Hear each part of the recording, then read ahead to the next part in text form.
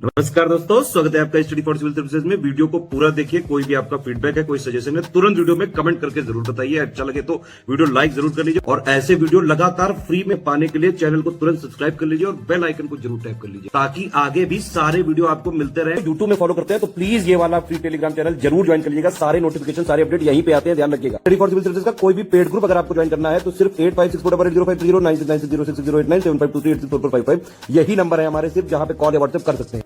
Instagram पे हमारा page जरूर फॉलो कर लीजिएगा, स्टडी फॉर सिविल .सर्विसेज है। ट्विटर पे हमको जरूर फॉलो कर लीजिएगा, @study for civil।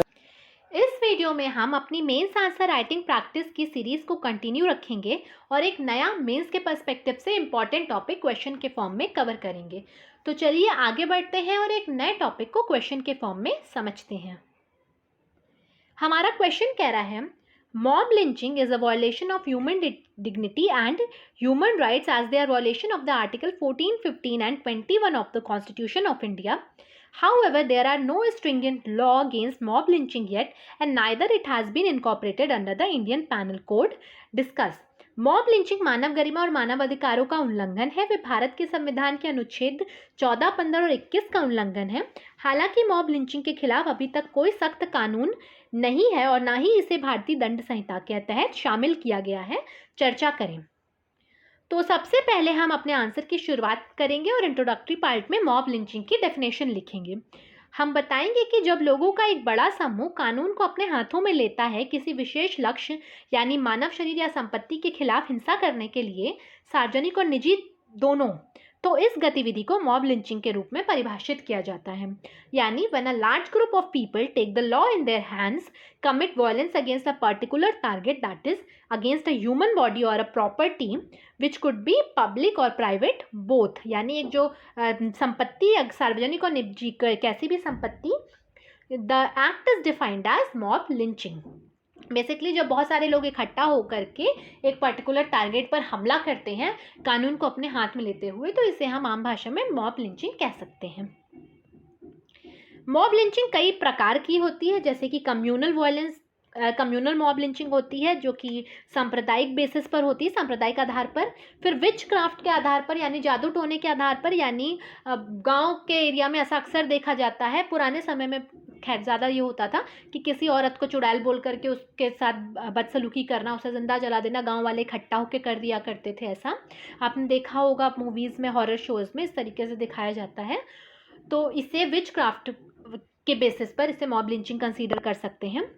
इसके अलावा सम्मान रक्षा हेतु हत्या यानी ऑनर किलिंग, जो कि बेसिकली देखने को मिलती है आज भी, और ये इसका मेन रीज़न होता है इंटरकास्ट लव मैरिजेस। इनके कारण बहुत सारी ऑनर किलिंग्स देखने को मिलती हैं।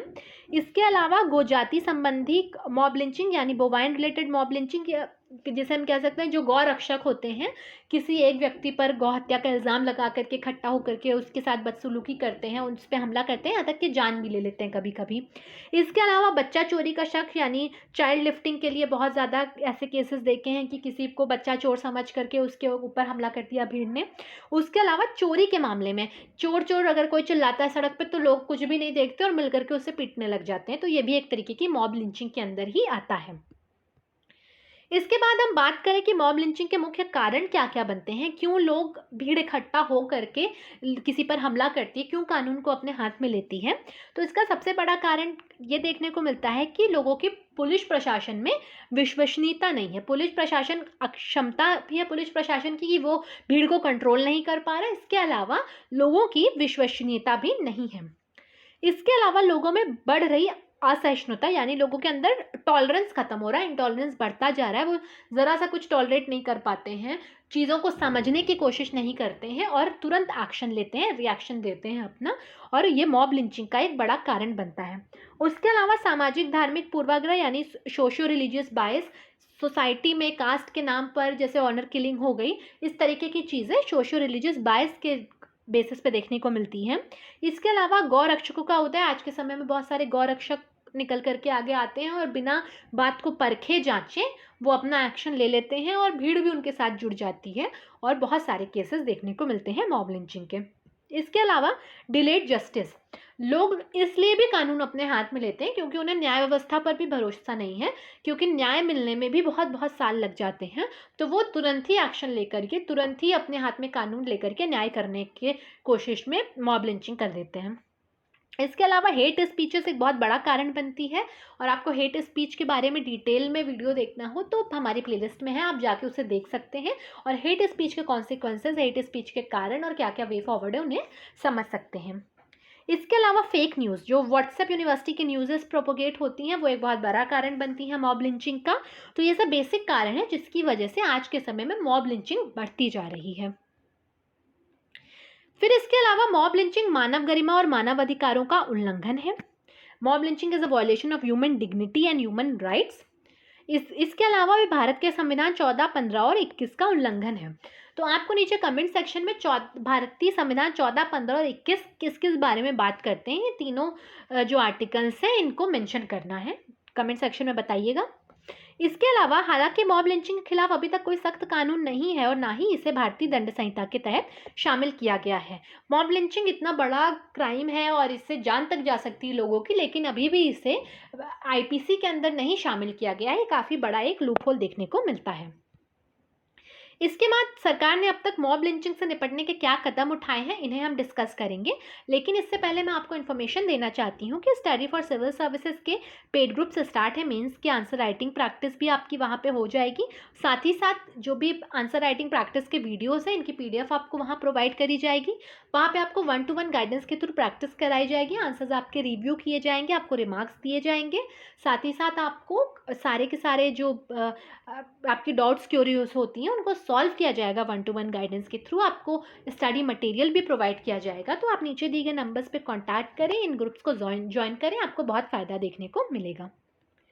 तो अब हम समझेंगे कि सरकार ने अब तक कौन कौन से स्टेप्स लिए हैं मॉब लिंचिंग से निपटने के लिए। तो 2017 में सुप्रीम कोर्ट ने एक जजमेंट पास किया था Tehseen S Poonawalla versus union of India के केस में, और इसमें कहा था स्टेट्स को कि वो फास्ट ट्रैक कोर्ट्स बनाएं हर डिस्ट्रिक्ट में, जो कि एक्सक्लूसिवली डील करता होगा मॉब लिंचिंग के केसेस से। इसके अलावा अदालत ने विशेष टास्क फोर्स के गठन का भी सुझाव दिया था, जिसका उद्देश्य नफरत भरे भाषणों और बयानों और फर्जी खबरों को फैलाने में शामिल लोगों के बारे में रिपोर्ट तैयार करना था, जिनसे मॉब लिंचिंग हो सकती है। यानी फास्ट ट्रैक कोर्ट्स और टास्क फोर्स की बात कही थी। इसके अलावा कोर्ट ने कहा था कि पीड़ितों को राहत और पुनर्वास के लिए मुआवजा योजनाएं भी बनानी चाहिए। साथ ही साथ मणिपुर, पश्चिम बंगाल और राजस्थान की सरकारों ने मॉब लिंचिंग के खिलाफ अलग से कानून भी बना के रखे हुए हैं। इसके बाद हम देखेंगे मॉब लिंचिंग की समस्या से निपटने के लिए अब और कौन कौन से कदम उठाए जा सकते हैं। तो अभी हमने पहले देखा कौन कौन से स्टेप्स लिए गए हैं, इसके अलावा कौन कौन से कदम आगे उठाए जा सकते हैं, इन्हें हम डिस्कस करेंगे। तो सबसे पहला हम सजेशन देंगे कि दोषियों को त्वरित एवं कड़ी सजा देने के लिए फास्ट ट्रैक कोर्ट्स की स्थापना की जानी चाहिए। सुप्रीम कोर्ट ने ऑर्डर दिया हुआ है स्टेट्स को कि हर डिस्ट्रिक्ट में फास्ट ट्रैक कोर्ट होना चाहिए, लेकिन अभी तक ऐसे कोर्ट्स इस्टेब्लिश नहीं किए गए हैं, और ऐसे कोर्ट्स इस्टेब्लिश किए जाने चाहिए जिससे कि दोषियों को तुरंत सज़ा मिले। और एक व्यक्ति को सज़ा मिलने से, एक मॉब लिंचिंग के केस का जल्दी सुनवाई होने से लोगों के मन में डर बैठेगा और मॉब लिंचिंग की घटनाएं कम होंगी। इसके अलावा मॉब लिंचिंग के अधिनियम को आईपीसी में शामिल करने से मॉब लिंचिंग के खिलाफ सख्त कानूनों का निर्माण होगा। तो आईपीसी की धाराओं में मॉब लिंचिंग को इंक्लूड करने की भी सख्त आवश्यकता है। फिर फेक न्यूज के प्रसार को रोकने के लिए कड़े कदम उठाए जाने चाहिए, क्योंकि फेक न्यूज एक बहुत बड़ा कारण बनती है मॉब लिंचिंग से रिलेटेड। इसके अलावा अभद्र भाषा की उचित परिभाषा लानी चाहिए, जिससे कि उपयुक्त कानूनों के साथ हेट स्पीच को दंडित किया जा सके। इसके अलावा कम्युनिटी पुलिसिंग भी एक अच्छा विकल्प हो सकता है। फिर भीड़ को तितर बितर करने के लिए अधिकारियों को प्रशिक्षण दिया जाना चाहिए। यानी हमारे पुलिस अधिकारियों को, पुलिस में काम करने वाले लोगों को ये प्रशिक्षण मिलना चाहिए कि किस तरीके से एक बड़ी भीड़ को वो डिस्पर्स कर सकें, किस तरीके से भीड़ को वो हैंडल कर सकें, क्योंकि पुलिस भीड़ को हैंडल नहीं कर पाती है, भीड़ उग्रवादी हो जाती है और मॉब लिंचिंग के केसेस सामने आते हैं। इसके अलावा मॉब लिंचिंग के प्रमुख कारणों में से एक सामाजिक पूर्वाग्रह को दूर करने का प्रयास किया जाना चाहिए, यानी कि सोशल बायस जो है इसको एलिमिनेट करने के भी कुछ स्टेप्स किए जाने चाहिए, अवेयरनेस लाई जानी चाहिए, एजुकेशन बढ़ानी चाहिए। फिर हम अपने आंसर को कंक्लूड करेंगे वे फॉरवर्ड के साथ। हम बताएंगे कि भीड़ की हिंसा एक एक कार्य कानून प्रवर्तन की विफलता का संकेत है, यानी मॉब वायलेंस एक साइन ऑफ फेलियर है लॉ एनफोर्समेंट का। और लिंचिंग शासन का पटरी से उतरना है, यानी लिंचिंग है डिरेलमेंट ऑफ गवर्नेंस। लोकतांत्रिक समाज में लिंचिंग का कोई स्थान नहीं है और यह देश को बदनाम करता है।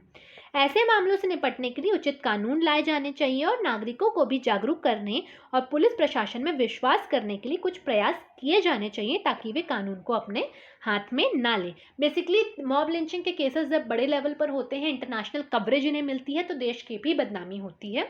और मॉब लिंचिंग से निपटने का सबसे बढ़िया तरीका ये है कि लोग कानून अपने हाथ में ना लें, तो उनकी विश्वसनीयता पुलिस में बढ़े और वो फिर पुलिस पे विश्वास करें, पुलिस को पूरा मामला हैंडल करने दें। तो इसी के साथ हमारा ये टॉपिक कंप्लीट होता है। आने वाले वीडियो में हम एक नया इंपॉर्टेंट टॉपिक क्वेश्चन के फॉर्म में डिस्कस करेंगे।